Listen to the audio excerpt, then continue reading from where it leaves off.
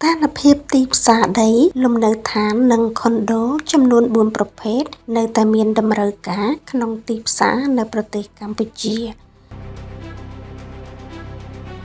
ប្រធានក្រុមប្រឹក្សាពិបាលសម្ព័ន្ធក្រុមហ៊ុន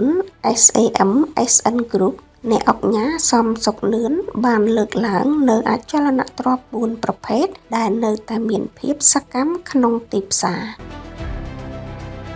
អចលនទ្រព្យ4ប្រភេទរួមមានទី1ដីដែលមានតម្លៃក្រោម$10ក្នុង1ម៉ែត្រការ៉េសម្រាប់សាងសង់រោងចក្រឃ្លាំងសួនឧស្សាហកម្មឬតំបន់សេដ្ឋកិច្ចពិសេសនៅតែមានប្រតិបត្តិការលក់ទិញជាហូរហែនោះមានន័យថាការបង្កើតរោងចក្រនៅប្រទេសកម្ពុជានៅតែបន្តកើនឡើង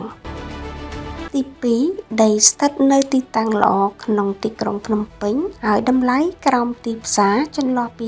30% ទៅ 50% នៅតែមានអ្នកទិញទី3អ្នកទិញផ្ទះសម្រាប់រស់នៅផ្ទាល់ខ្លួននៅតែទិញតែមិនមានអ្នកទិញទុកចំណេញទៀតទេនិងទី4ផ្ទះតម្លៃសមរម្យឬខុនដូតម្លៃសមរម្យនៅតែមានតម្រូវការខ្ពស់សម្រាប់ទីតាំងក្នុងក្រុងភ្នំពេញនាំមកជូនលោកអ្នកដោយ Real Estate TV បណ្ដុំព័ត៌មានអចលនទ្រព្យក្នុងតំបន់និងលើពិភពលោកស្ថិតនៅក្នុងដៃលោកអ្នក